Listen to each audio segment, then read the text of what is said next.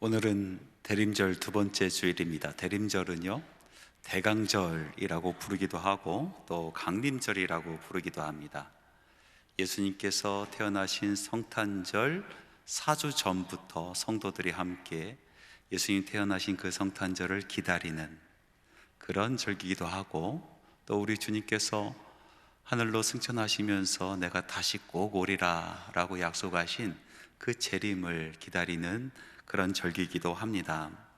물론 2000년 전에 예수님께서 다시 오신 이 성탄절을 기다리는 것도 참 복된 일이지만, 우리 성도들에게 있어서 예수님께서 다시 오시겠다라고 약속하신 그 재림을 기다리는 것, 더욱더 실제적인 복락이요 기쁨이 아닌가 싶습니다.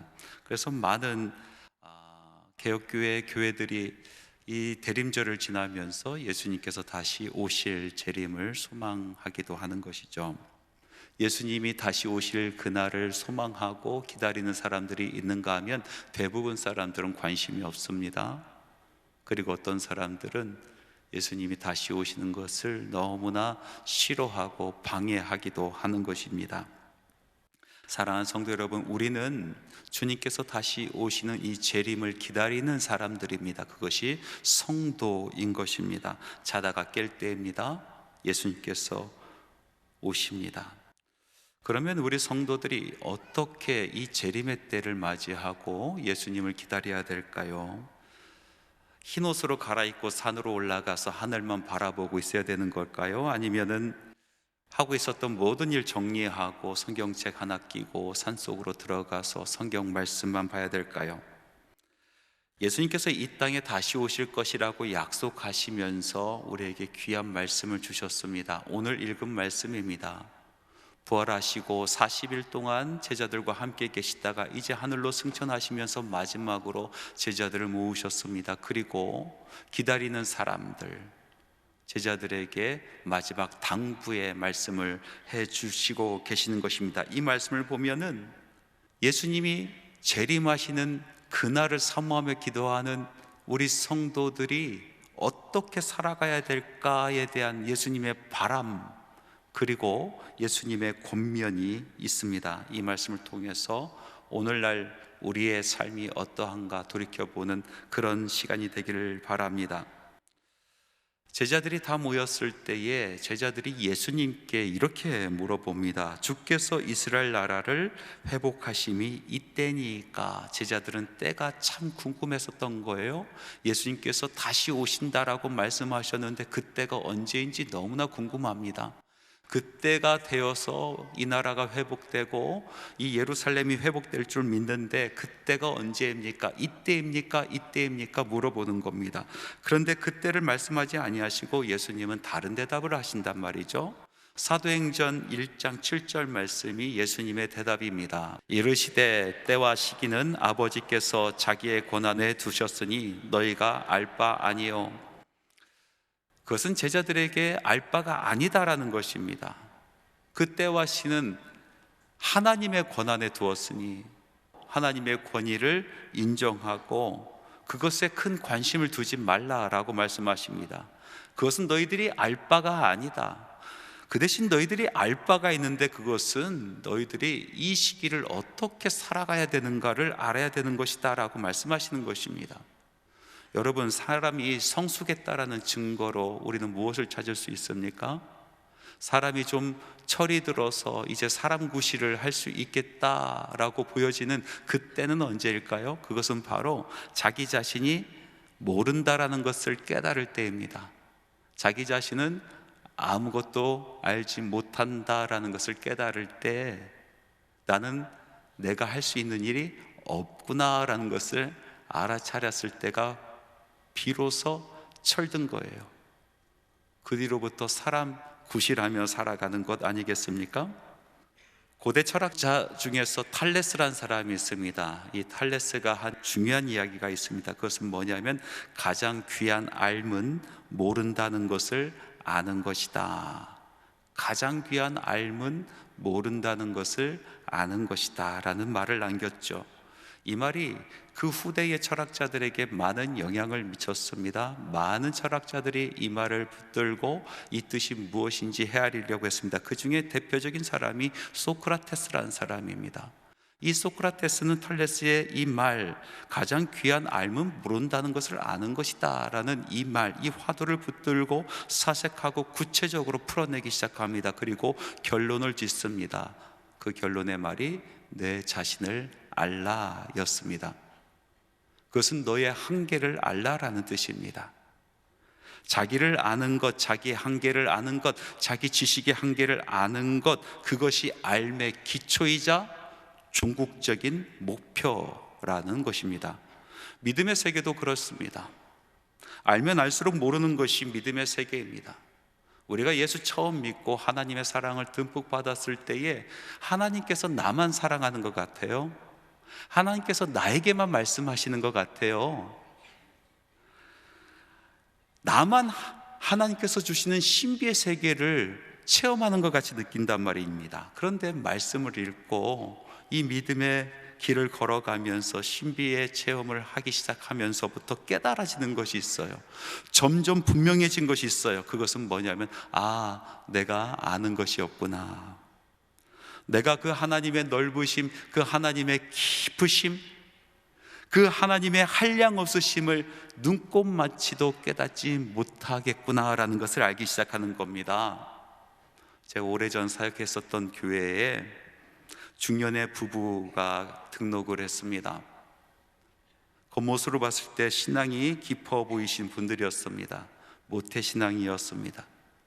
근데 마침 그날 성경 공부를 시작하는 날이 되어서 제가 권면을 했습니다. 집사님, 오늘 이렇게 등록했는데 이제 성경 공부가 시작하려고 합니다. 우리 같이 하나님 말씀 배우면 어떨까요? 라고 권면해 드렸어요. 그랬더니 뜻밖의 대답을 합니다. 목사님, 저 땡땡교회 출신입니다. 거기서 배울 거 다 배웠어요. 이젠 더 배울 거 없어요. 내가 다른 거 새로운 거 배울 그럴 사람이 아닙니다. 이렇게 이야기를 하더라고요. 저는 깜짝 놀랐어요. 여러분 안 놀라십니까? 무엇을 배웠는지 좀 궁금했어요. 도대체 무엇을 안다고 이야기하는 것인지 참 궁금했습니다. 잘못 배운 것입니다. 여러분, 믿음의 세계는 신비로운 것입니다. 알면 알수록 모르겠고, 만나면 만날수록 더 그립고, 사랑하면 사랑할수록 더 애절한 것이 믿음의 세계입니다. 신비의 세계입니다. 하나님께서 우리에게 보여주시는 것보다도 감추어 주신 것이 더 많이 있습니다. 성경에 보면 하나님께서 모세를 친구처럼 여기시고 대면하여 이야기하였다라고 기록하고 있어요. 하나님의 속에 있는 마음을 모세에게 다 이야기했다라는 뜻입니다. 그런데 그런 그에게도 하나님께서 감추신 것이 있어요. 이스라엘 백성의 그 패역한 만행을 보면서 한탄하고 마음 아파하며 하나님 앞에 울부짖고 있는 모세를 하나님께서 찾아와 주셔서 위로하십니다. 그리고 약속하시기를 내가 너에게 나의 모습을 보여주겠다라고 말씀하십니다. 모세를 들어서 큰 바위 밑에 두십니다. 그리고 하나님께서 그 앞을 지나가시겠다고 하는 겁니다. 지나가시는 하나님의 모습을 볼 수 있게 허락하신 것입니다. 그런데 막상 하나님께서 그 앞을 지나가실 때 손을 뻗어 바위를 덮으십니다. 모세를 가리시는 겁니다. 보지 못하게 하시는 거예요. 알지 못하는 것이 모세에게 더 유익하기 때문에 그랬습니다. 하나님의 아들 예수 그리스도는 하나님의 모든 뜻을 알고 계신 분입니다. 그 계획을 알고 계신 분이에요. 그래서 그 계획대로 그 뜻대로 살아가셨던 분이에요. 그런데 예수님조차도 몰랐던 것이 있어요. 아니, 알지 않았던 것이 있습니다. 그것은 하나님의 권한 속에 있는 그때와 그 시였습니다. 이 마지막 시절을 지내가면서 종종 이런 사람을 봅니다. 말씀을 풀어내며 종말의 이 현상들을 말씀에 빗대어서 풀어내는 사람들이 있어요. 그래서 이런 사건은 이 말씀에서 기인한 것이고 이런 사건은 저 말씀에서 기인한 것이다, 서로 꿰맞춰 놓습니다. 어떤 사람은 예수님이 이때 온다 저때 온다 계산하기 시작을 합니다. 사람들을 현혹시키기 시작합니다. 어떤 사람은 예수님께서 이곳에 온다 저곳에 온다 라고 이야기하면서 사람을 속이기 시작합니다. 여러분, 절대로 속지 마십시오. 그때와 시는 알지 못합니다. 우리의 알 바가 아닙니다. 그때를 묻는 제자들에게 예수님께서 말씀하셨습니다. 때와 시기는 아버지께서 자기의 권한에 두셨으니 너희가 알 바 아니요. 그것은 우리가 알 바가 아닙니다. 대신 예수님께서는 우리에게 할 바를 알려주십니다. 그 다음에 있는 말씀에 보니까 알 바를 가리시고 우리가 할 바를 오픈시켜 보여주십니다. 그것은 이 재림을 기다리는 제자들이 할 것, 꼭 해야 되는 것, 바로 권능받고 증인이 되는 것입니다. 하나님 말씀 1장 8절 말씀 같이 한번 읽어보겠습니다. 오직 성령이 너에게 임하시면 너희가 권능을 받고 예루살렘과 온 유대와 사마리아와 땅끝까지 이르러 내 증인이 되리라 하시니라. 주님의 재림 때까지 약속하신 성령이 분명히 오시는데 우리가 그 성령이 임하셨을 때 우리는 권능을 받고 예수님의 증인으로서 증인의 삶을 살아야 된다. 그것이 너희들이 알 바요 너희들이 할 바다라고 말씀하고 계시는 것입니다. 초대교회 성도들에게는 여러 가지 이름이 있었습니다. 일종의 별명 같은 것이었습니다. 그 별명이 우리 지금 신앙생활하고 있는 우리들의 정체성이기도 합니다. 첫 번째는 무엇입니까? 크리스천, 그리스도인입니다. 사실 이 이름은 존경해서 좋은 뜻으로 붙여준 이름이 아니라 우리를 비웃고 멸시하는 그런 뜻에서 붙여진 이름입니다. 크리스티아누스, 이것은 일종의 전쟁 때 썼던 용어입니다. 전쟁이 일어나면 중립이란 것이 있을 수가 없습니다. 일단 전쟁이 발발하면은 네 편, 내 편, 둘로 쫙 나눠지는 거예요. 너희들은 그리스도의 편이다 라고 별명을 붙여준 것입니다. 그런데 이 별명이 왜 안 좋은 뜻으로 붙여진 것일까요? 패배한 잔당이란 뜻입니다. 연약하고 힘도 없어서 십자가에 달려서 아주 처절하게 패배하고 죽은 바로 그 예수 그리스도를 따르는 잔당이라는 뜻에서 크리스티아누스라고 부른 겁니다. 두 번째, 초대교회 성도들의 별명은 제자라는 별명이었습니다. 이 제자라는 말은 오늘날 우리가 생각하는 제자의 개념과는 너무나 다릅니다. 오늘날은 선생님에게 지식 또는 기술을 배우면 그만입니다. 피아노를 배울 때에 선생님의 인생을 배우지 않습니다. 피아노의 기술만 배우면 되는 것입니다.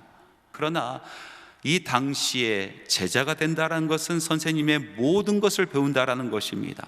선생님의 모든 것을 본받고 닮아가는 사람들을 제자라고 부른 것입니다. 예수님께서 제자들에게 마태복음 11장 29절 말씀에 이렇게 말씀하십니다. 너희는 나의 멍에를 메고 내게 배우라. 멍에가 무엇입니까? 예수님께서 짊어지고 가시는 그 고난을 이야기하는 것입니다. 예수님께서 짊어지실 십자가를 이야기하는 것입니다. 그것을 메고 그 고난을 똑같이 메고 내게 배우라 라고 말씀하고 계십니다. 모든 것을 배우라는 것입니다.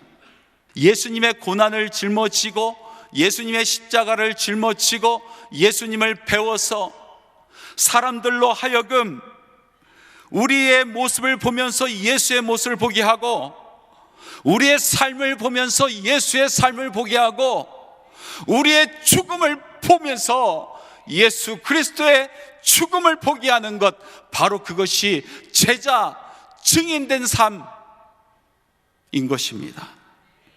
여러분, 그렇게 따지고 보면은요, 이 증인이 된다라는 것은 기적과 같은 일입니다. 기적이 무엇입니까? 사람들은 기적하면 이렇게 생각합니다. 사람들이 할 수 없는 일을 하나님께서 이루신 것, 그것을 기적이라고 생각해요. 사람들이 할 수 없는 것, 할 수 없는 병을 하나님께서 고쳐주시면 그것을 기적이라고 생각합니다. 그런데 잘 생각해 보십시오. 하나님께서는 모든 것을 하실 수 있는 분이신데 사람들이 하지 못하는 것을 하나님께서 하신 것은 당연한 것이죠. 그것은 기적이 될 수 없는 것입니다. 그러면 진짜 기적이란 것은 무엇입니까? 하나님께서 하실 일을 사람이 이룰 때 그것이 기적인 것입니다. 예수님만 할 수 있는 것을 사람이 따라갈 때 그것이 기적이 되는 것입니다. 죄인된 사람이 예수님의 삶을 살아가는 것이 기적이 되는 것입니다. 연약한 제자가 그 무겁고 무거운 십자가 짊어지고 살아내는 것이 기적인 것입니다. 목숨을 다해 주님 가신 길을 순종하며 따라가는 바로 그것이 기적인 것입니다. 이렇게 증인된 삶을 살아가는 것은 기적의 삶을 살아가는 것입니다. 어떻게 이 기적의 일을 감당할 수 있을까요? 우리의 힘으로 될 수 있을까요? 우리의 능력으로, 우리의 지식으로, 우리의 경험으로 이 기적의 삶을 정말 땅끝까지 증인되는 기적의 삶을 살 수 있을까요? 우리의 힘으로 되지 않습니다. 그래서 예수님께서 제자들에게 말씀하십니다. 성령께서 주시는 권능으로만 가능하다 하시면서 성령이 임하시면 너희가 권능을 받고 증인되기에 앞서서 너희들이 권능을 받고 라고 말씀하고 계시는 것입니다. 우리는 쉽게 상처받고 쓰러지고 넘어지고 좌절하고 낭망합니다. 우리에게 능력이 없습니다. 십자가를 질 능력이 없습니다. 예수님의 삶을 따라 살아갈 능력이 없습니다. 그런데 우리가 성령이 우리에게 임하시고 우리가 권능을 받으면 그 후로 예수님의 마음이 우리의 마음에 차오르기 시작합니다. 예수님의 눈물이 우리 심령에 차오르기 시작합니다. 예수님께서 그 다음부터 일하시는 것입니다.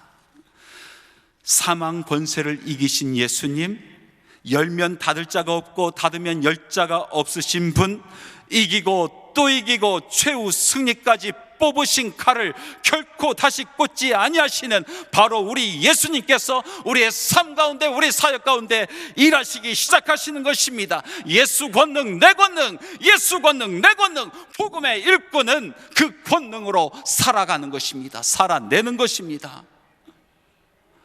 권능 받고 땅끝까지 이르러 내 증인이 되라 말씀하시고 나서 예수님께서는 제자들이 보는 앞에서 하늘로 승천하십니다.